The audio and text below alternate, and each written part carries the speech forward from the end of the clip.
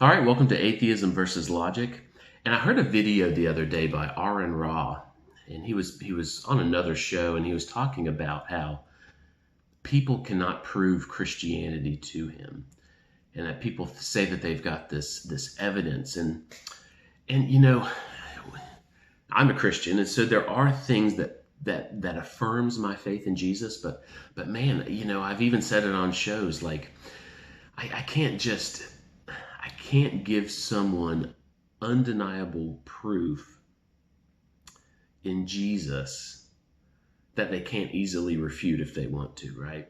And so the purpose of this video is I want you to know that atheism is the same as Christianity.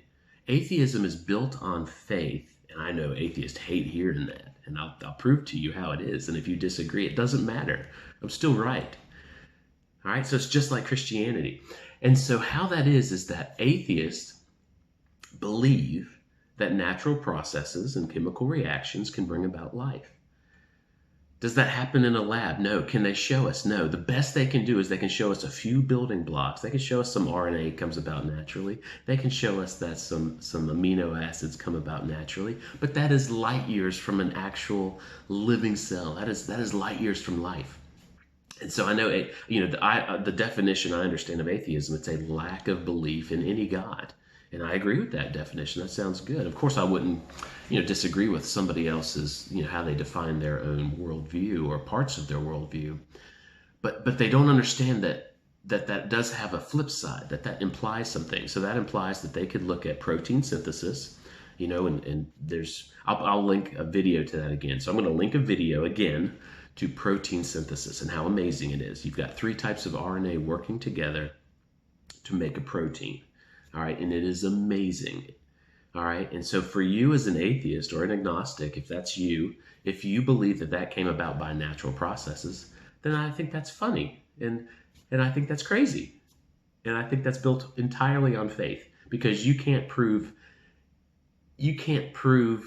that comes about by natural process. You can't even prove that gets close. And just because amino acids can occur naturally, that's light years from protein synthesis. So I'm going to post that, and I just want atheists to admit that. Just admit that your worldview, that you don't think there's any God out there, or your lack of belief in God, is built on faith, because we have amazing things like protein synthesis. And so the flip side of you saying that you don't have faith in any God, or you have a lack of faith in any God, is saying that you believe that natural processes could bring about life. And that's laughable, right? But I also know, now this is offensive too, but it's true, talking to many atheists, as I do on Facebook and YouTube and through interviews, is that a lot of them are very uneducated about what is going on inside of the most simple form of life that we have, which is a prokaryotic cell, bacteria.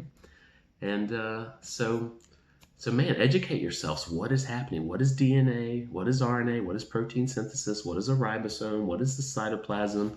What is the plasma membrane? I believe the theory is that some of the earliest bacteria also had, could turn sunlight into energy, so photosynthesis. So then, in a couple of videos, I'll talk about photosynthesis and how complicated that is. So anyway, just let's be honest, right? Because there's a silly notion that atheism is entirely scientific and logical.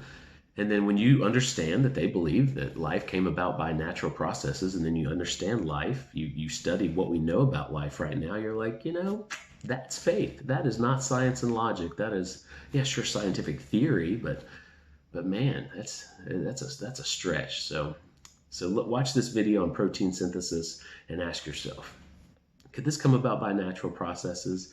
I would say definitely no, and it takes a lot of faith to believe that.